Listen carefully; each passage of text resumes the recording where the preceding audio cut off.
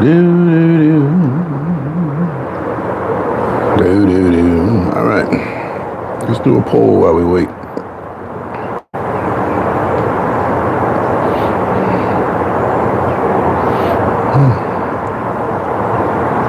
What happened to the Rams? Okay. Well, how do I get it done?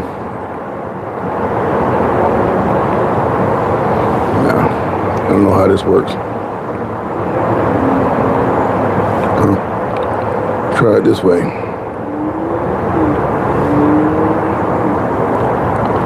don't know how that works, so I don't know what I just did.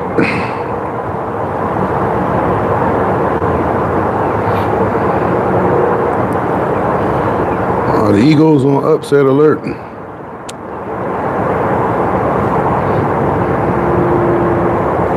right.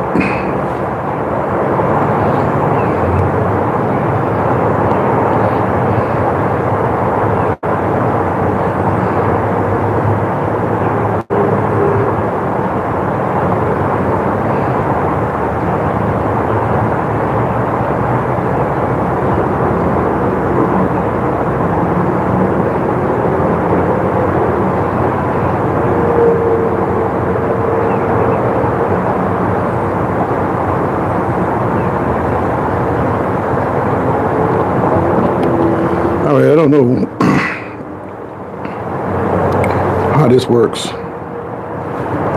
but I want to end that. I don't know how to do it.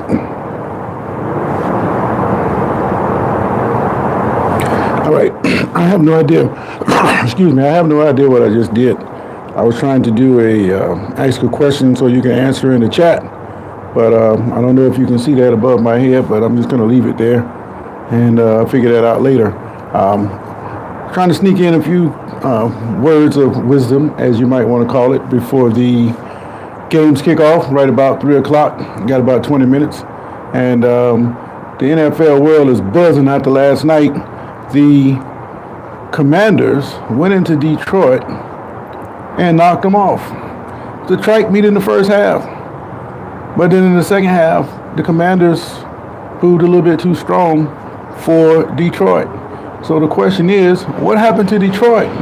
Or was this a movie that was destined to end in a foul way? Sometimes when you pull an upset, things have to go your way. You have to play great football, which the Commanders did, and then you have to have calls go your way. Last night, that call when the guy picked up the fumble and ran it back for a touchdown. That guy Luvu or whatever his name is, he put the hit on Goff. Pretty much knocked Goff off for a couple of plays. But when you look at it, it was an illegal hit. They didn't call it. Had they called it, that would have taken the points off the board and moved the ball back 20 yards because it was on the 5. And it would have put it around the 20-yard line. And that proved to be a pivotal call as far as momentum went. And it went all the Commanders' way. But I got to tell the truth. I didn't see this coming. I thought that Detroit was in position. They were going to be well rested. They were going to have a game plan to take apart the upstart Commanders. But sometimes when you believe, it's hard to beat a team that believes. And it looks like the Commanders right now, they believe they can do it. Now the question is, what will the Eagles and the Rams do? Because when the Philly fans saw Detroit get knocked off last night, I guarantee you they weren't thinking about getting upset by the Rams. They're thinking about, let's make our reservations for the Super Bowl because we're going to beat the Rams and we know we can beat the Commanders. Well, last time they played the Commanders, they pretty much had the lead and they kind of folded in the last 5 or 6 minutes. And I believe that is the catalyst for what has the Commanders believing that they can do it. They hadn't lost since then. They went down to Tampa and they outlasted the Bucks. And then last night they just put something on Detroit. So right now it looks like the Commanders, they're a serious threat to make it to the Super Bowl. Genevieve says, hi, how you doing? I hope I pronounced that right.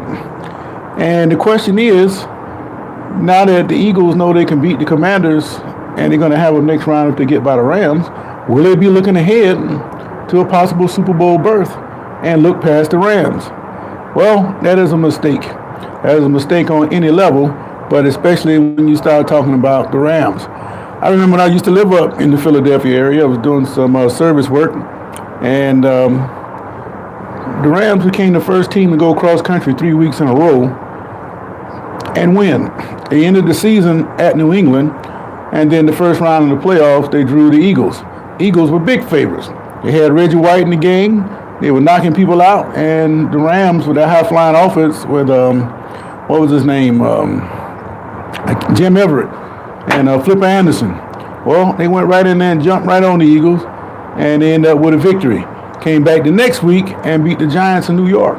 So 4 straight weeks, the Rams came across country and won a game. I don't think nobody's ever going to top that, but they were the first team to do it.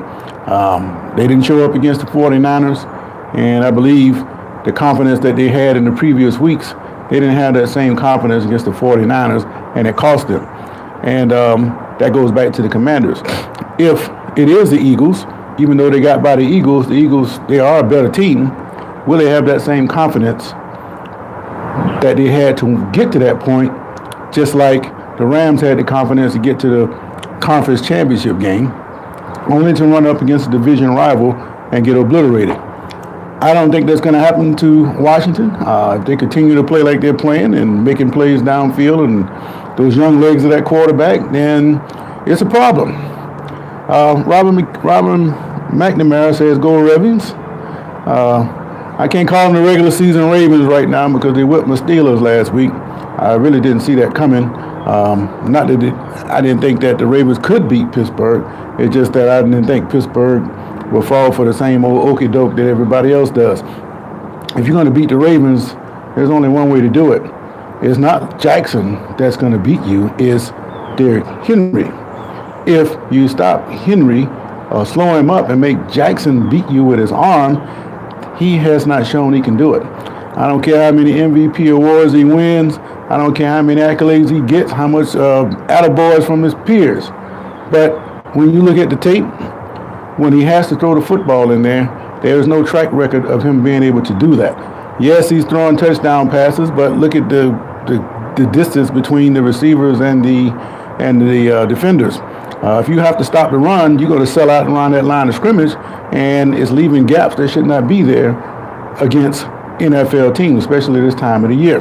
So if you take away Henry, Baltimore is a completely different passing team.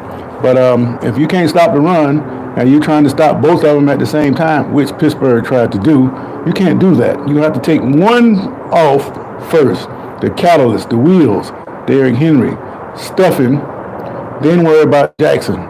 Make him have to stand in there and throw the ball, then you can beat the Ravens. But if you're trying to beat both of them and Henry's getting 100, 125 plus yards a game, I just see it's going to be hard for somebody to beat that team like that.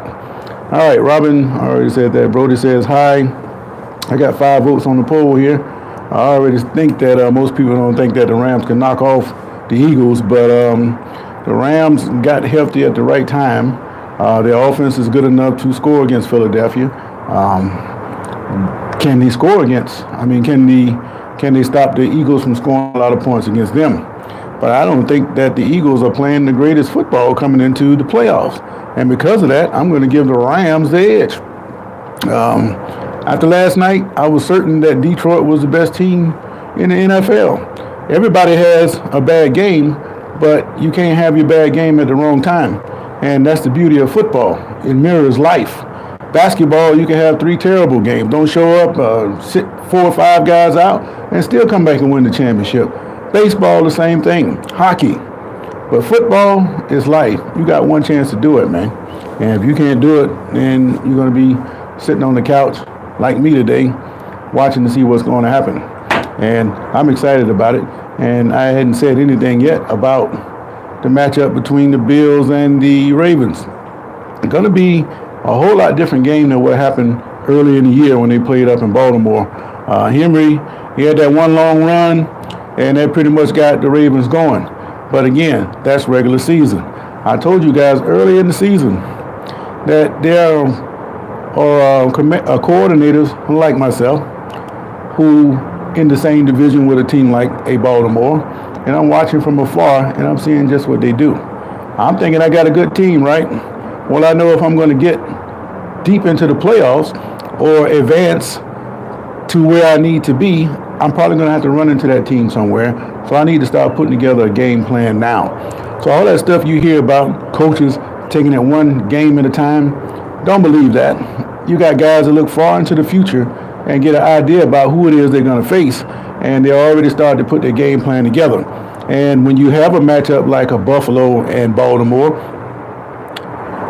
Buffalo already had a plan for what they thought they could do. Now that they see that some things work and some things can't, they're going to tweak that. And as they see how Baltimore does as the season has progressed, they're going to make more tweaks. And what you're seeing Baltimore do right now is run the football. And it's opening up wide passing lanes. So again, you have to stop Henry first. I don't care what Jackson does. He may get a few scrambles off, but it is Henry that you have to control. Push Jackson out of bounds. Let him get 5 or 6 yards here and there. But if you stuff Henry, that is the Ravens' offense in a nutshell. Jackson has not shown that he can beat you with his arm. And not saying that he can't do it. I like to see him do it, but he won't get no great praise from me until I see him standing there and throw it when it counts the most. And if you want to know what I mean by that, last year in the conference championship game, he wasn't making any great throws. He wasn't doing much of anything because they couldn't run the football. And actually, they didn't try to run the football a whole lot. They tried to prove to the world what kind of passing team they were. Well, when Kansas City got the stop that they needed, Mahomes had to make a pass down the field to seal a game, and he did it. I have yet to see Jackson do such a thing. 5, 10-yard outs, anybody can do that. Not saying that anybody can play in the NFL, but I'm saying that is not a difficult throw for the NFL. Can you throw it down the field and hit a target? Kind of like what Jaden Daniels was doing last night downfield against Detroit. That's what I'm talking about. I'm not seeing that from Baltimore. I'm seeing a running game eat up the clock and make teams force themselves into jamming up that line of scrimmage, or trying to, and leaving matchup difficulties behind them. So I think Buffalo is going to come out with a completely different plan than what they tried to do the first time they played. And because of that, it's going to be a completely different ball game. Just like any other playoff game, it's going to come down to turnovers. Who can turn the other one over is probably going to win this game. A lot of people are making a big deal about the MVP race. Who's going to get it, Jackson or Allen? I could care less who gets it. Who's going to win this football game is what I'm concerned about. And it's going to happen down in the box, in the trenches. Who's going to out-hit the other? Can the Bills buck up and stop Henry from running the football? If they can't do it, and they try to do what Pittsburgh and a lot of these other teams do, go half and half, try to stop Henry halfway and Jackson the other halfway, you're going to see Henry ripping off big runs, and then they're going to start getting desperate, and it's going to get worse from there. You got to play the Ravens straight up. You got to take that run away, and you got to live and die with it. And if Jackson can beat you through the air, shake his hand, congratulate him, because they earned it. But Henry is the guy that the Bills need to focus on. And I think a lot of people say that I'm anti-Ravens. No, I'm not. I'm just calling it like it is. I think that Buffalo, kind of like Detroit, and I hate to say this, they had that magic about them, and there's something about them. And I got a feeling they're going to knock off the Ravens today. Whether they do it or not, I don't know. I hope I just jinx them. But I'm not anti-Ravens. I just think that the Bills, they got a little magic about them. And it'll be a good game, no matter what I say. But if there's no major turnovers, I think Buffalo might have the edge in this one. The cold won't affect either team. The crowd noise, none of that. You know, the swirling wind might affect the kickers, but I think with Tucker that wouldn't matter. And I just think with the Bills kicker, he's going to be used to it. No, this game is going to come down to turnovers and who wants it the most. Yeah, the Ravens seem like they want it the most, but when you stop that run, then you see the true Ravens. Then we want to see what you can really do, Baltimore. So until you get to that point, I ain't got no real confidence that you can pull this game off. All right, Mark Voulier says Dick is a great running back with 2,000 yards, is hard to tackle. Man, you can't tell me nothing about Henry. I've been seeing Henry play football since he was in the 10th grade. As a matter of fact, he was in our district and ran over us for 367. So I know all about this guy. I've been following him ever since. Yes, he is hard to tackle. I call him a moving building. You got to get that building before he gets started. Bite him on the ankle or whatever you got to do to him. But you can't let him get started. You got to hit him and before he gets going. If he's able to get going and get off to a good running start, he's going to do just what he did the first game. He's going to hit him for an 80-yard run. Buffalo has to prevent that. If they can prevent Henry from getting off, then that is their key to winning this game. If Henry is able to get off and now you're trying to stop him and Jackson at the same time, then you got a problem. You got to hit them early, and you got to keep them going the whole time. All right. Klansky said, Rams win this thing. Eagles are overly confident. Well, that's my point. I think they're overconfident, and that puts them in a position where they can get knocked off. I see what you said, Vulish. Henry is awesome. He is great. I think he had Hall of Fame stamped on his head for the last 20 years, so it was just a matter of him going through his career to get there. But everything that he's doing now is the same thing he did in college and high school, so I'm not surprised. And the great thing about it, he's managed to do it without getting hurt. And the only thing or concern, if I have any, about Henry is, will he pull a Sean Alexander and wake up one morning and just can't do it anymore? That's the only thing that can slow that guy down. James Deal say, let's go Buffalo. Okay, Buffalo, how are you going to stop Henry? Mark Vulish, he says he's awesome. I get the impression that Vulish think that Henry can't be stopped. Well, anybody can get stopped. You just got to commit to it, and you got to be willing to stick your head and then put a hat on him. But if and that shouldn't even be a question at this point of the NFL season or this level. Any guy that's playing in the NFL, he should be able to stick his head in there and tackle any runner. But I mentioned this a couple of weeks ago. You got a lot of college guys. They don't hardly wear any pads anymore. Those secondary guys, they are very unwilling to come up and try to make a tackle. And if you look at the college football playoffs, that is painfully obvious. So it's going to come down to tomorrow night, the same thing. Which of the secondary is willing to come up and make some tackles? And if the secondary is going to shy away from hitting somebody, then your team's going to lose.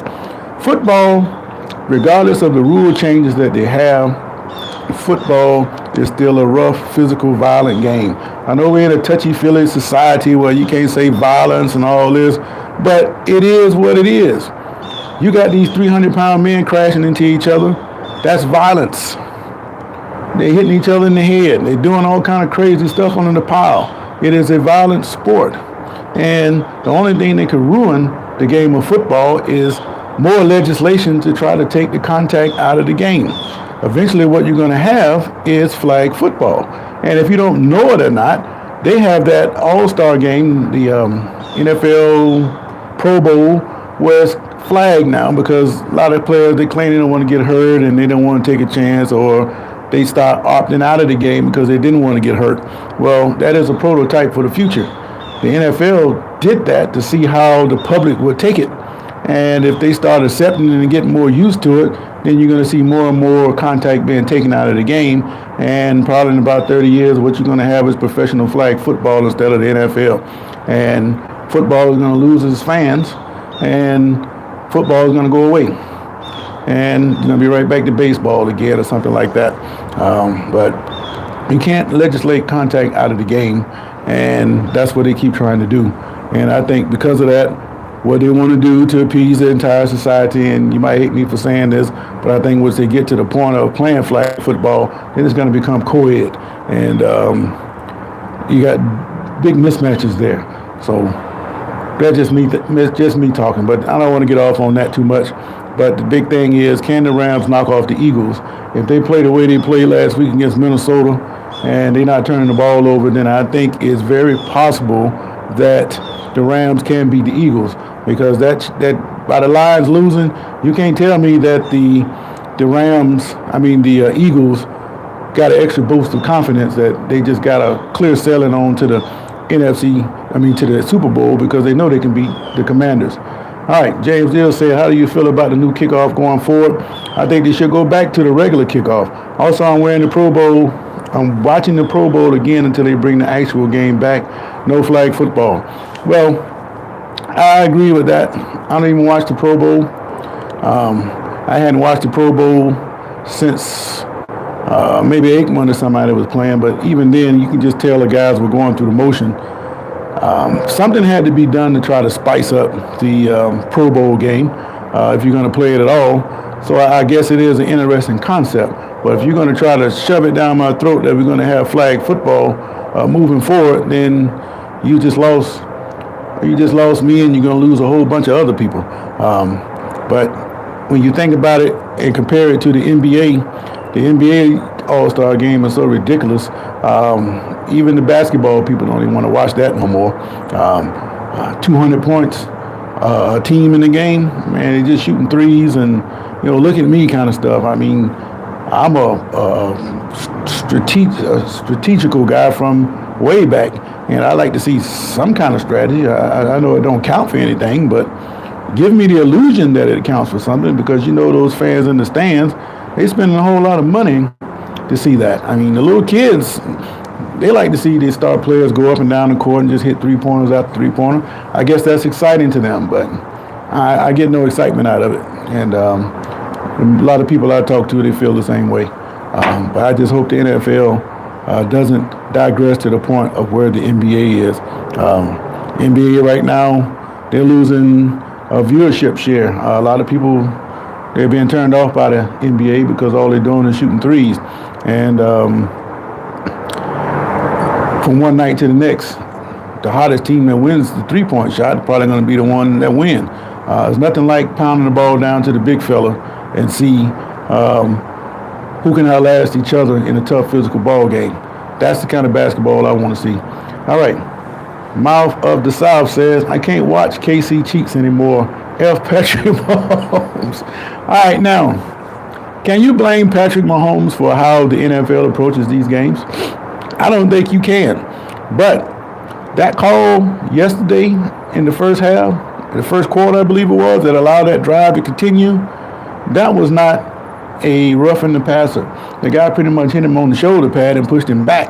Now, from the back, from a certain angle, it looked like maybe it was roughing. But when you look at all the angles, he didn't come anywhere close to hitting Mahomes in the head. All he did was push him in the shoulder. And they called a roughing the passer on that. Now, I had made the comment yesterday, if the Texans are going to beat Kansas City, they're going to have to play a flawless game, and they're going to have to outplay the Chiefs, and they're going to have to outplay the officials. And they showed you right then, early in that game, that they weren't going to outplay the officials. And it's a sad thing to see one team getting the calls go their way. Also, I saw him again running along the sidelines, tempting the defender to come hit him. And when they don't come hit him, he's still another 4 or 5 yards. This same guy, Houston, I forget his name, the one that put that hit on Trevor Lawrence, he was in that game. And I think, regardless of him being suspended or not, if he was there to hit Mahomes, I think he would have did it. If I'm a coach and I'm preparing for Mahomes, knowing this is what he's going to do, I'm going to lay a hit on him in the first quarter, let him know, look here, man, we're not going out like that. You're going to play straight up. Either you slide, get out of bounds, or anywhere close, we're going to hit you, man. And when I talk about football being violent, I don't think one player should have a clear advantage to the point where he's already got an advantage for the rules, but then bending even more by making you have to make a decision. So once you launch and try to get this guy when it looks like he's not going to go out of bounds, then he plays it up like you hit him dirty. And he gets another 15 yards on top of that. Well, if you're going to get penalized, you might as well get your money's worth. And I say hit him. And just like I say, hit Trevor Lawrence, hit Patrick Mahomes. And if he keeps doing that, his day is coming. All right. Natty Foe says, how about the Commanders? Who would have thought? Yeah, man, I thought Detroit was going to whip the Commanders, but they proved me wrong, man. Campbell, I think he kind of contributed to that. He's pretty much taunting the Commanders about the crowd and the home field advantage and how that was going to do How is it going to affect that other team, and they wouldn't be able to overcome that? Well, that's bulletin board material. Now, granted, I don't think if you got to have bulletin board material to play, then you're in trouble anyway. But I will say this: I am a road guy, and there's nothing better. And I said this yesterday. There's nothing better to me than seeing a team from the road going into an environment where you got all these screaming fans, and they jumping up and down, and they think they intimidating you and everything else, and you go in there and shut them up like you playing on your own field, your own practice field. I think that's great to see. But I used to buy into that. But like I said before, guy from my hometown, the great Johnny L. Williams, I asked him one time, I said, look, man, what's it like, because he played for Florida, what's it like to go into Tennessee and play in front of 100,000 fans? He said just a bunch of people sitting on their hands. And you saw that last night, because once a visiting team comes in and asserts themselves that they're going to be here, and the fans start to realize that, and they start to get quiet, and it becomes a great advantage to the road team because you don't have that roar. And if you're a team that feeds on the crowd, you got a problem. So pay attention to these home advantages, or so-called home advantages, when a visiting team comes in there and punch them in the mouth. It changes the whole dynamic of the game. All right, Bound to the South said, I can, who plays like that? I played ball for years and never played ball like someone or something was aiding me. You can't outplay the officials. No, you cannot, especially when you have to be almost perfect to win. Well, again, this is entertainment, so you have to take that with a grain of salt. Those officials, they got their marching orders for the league. They're going to protect their best players. This is why the quarterbacks themselves are considered the best players. Whether they are or not, which I don't think they are, but you have to understand or realize that these offenses, as high-tech as they are, if you don't have a guy that can really run that offense, then those big-dollar pro players you paying money to see, that offense won't operate. It look like a high school team if you don't have a quarterback that can operate it. You know, it's like high-tech stuff, rocket science, and the quarterback makes all the difference. And if you don't have one, you can't play. All right, the NFL Competition Committee is responsible for the contact rules. In my opinion, ain't football without contact. I've been saying the same thing, Vulich. Subscribe and like, man, so we can hook up more. Hopefully it doesn't change. Well, I think what they need to do, the players know this is a rough, violent game, and I think what they should do is sign some kind of waiver or something where you can't come back later on talking about they convinced you that the game was not violent and you got all these safety procedures and they're here to help you. I don't care how many helmet guarding caps you had on. If you get hit right, you're going to get hurt and your brain is going to rattle no matter what kind of equipment you got on. But these guys know that, and I think if you ask each player to a man, would you rather have an opportunity to play in the NFL, or would you want to play flag football and not make as nearly as much money as you make right now? And I think knowing the dangers of the game, these guys know that, and they were most 100% sure to still play the violent game knowing that they can get themselves messed up. And it's like I tell my players, football is a tough game. This is not the kind of game that if you don't give it your all, then you can get yourself hurt out there. There's people that have been killed playing football, and if they hadn't been killed, a whole bunch of them been paralyzed. So if you don't go out there and you're not technique sound, you can get hurt, man. This is not like golf. You got to be ready to play when it's time to play, and you got to go 100% hard all the way, and you got to know that you can get yourself hurt. And hopefully that does not happen, but you minimize the opportunity for yourself to get hurt if you're going hard all the time. All right, I agree, but disagree. If your quarterback gets hurt, that means it's not your time to win. Well, I don't know. That's kind of like karma. Quarterback. Well, let me go back on that a little bit.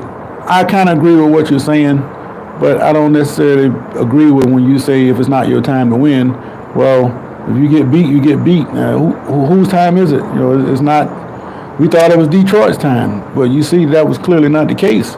I think you have to go out there and create your time, and that's what the Commanders did. But if your quarterback gets hurt, it greatly damages your chances because the schemes they're running, they're calling 2 or 3 plays in the huddle and they're changing this and they're making audibles and they'll cancel one play and go to the second play and then they might cancel that play and go to the next play. And if there's enough time, they might check off and go to a completely different play. If you don't have a quarterback that can run through all those options in that short amount of time, you can't compete. Now, I do believe that if you ran a base offense, kind of like what you might see in high school, a base system where you don't have all these extra things that a quarterback needs to do, you can still win. But the thing is, when you put film on tape, those other guys out there are going to see it. So you can't just keep doing the base stuff, and when the other team see you line up a certain way, they got an idea about what's coming. And that's no good. You can get away with that in high school, and when you're lined up against some college teams you're supposed to beat. But in the NFL, you're going to have to keep up with everybody else, and that includes coming up with a smart quarterback. You don't have to be the greatest. You just got to be able to run through that offense. And you see it all the time. Okay. Shouldn't be able to dictate. Okay, agree. That's the nature of the beast. You shouldn't be able to dictate injuries. Well, I don't think you ever can dictate an injury. I think that you should have 3 capable quarterbacks that can run it. But with the salary caps and the amount of money the number 1 quarterback is getting, that's reducing what you can put behind him. So your emergency quarterback or your third quarterback could be another player on the team. Somebody that might have played quarterback in college or high school that still has a decent enough arm to do it. But when you think about Detroit, Goff went out, you brought in Bridgewater. Bridgewater could have led that team to a victory. But I think that Campbell, his gambling spirit is the one that cost him. It's okay to gamble, but he gambles sometimes at the wrong time. It cost him last year, and I believe it cost him last night. Washington went up, and they got up to, 3? They went up by 10.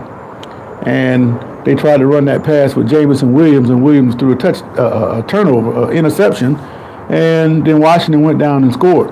That was pretty much the backbreaker. But they were moving the ball. They had no reason to try to do something like that. Jameson Williams, they should have threw him the ball. Now, they did give it to him on the reverse, and he ended up scoring a lone touchdown that way. That's fine. But to have him throw a pass in a game like that when you're already down by 10 points, as a defense, if a team's going to try to do something slick, they're going to do it when you're up by 2 scores. So you got to be on alert for that. And if you got a guy that's not used to making a pass and he makes a terrible throw, like Williams did, then it pretty much changed everything around. And I think that Campbell, it's okay to gamble sometime, but I think he gambled just a little bit too much. With the defense he had and the way they were playing all year, I think he put himself into a bad situation a lot of times. And this time, it cost him.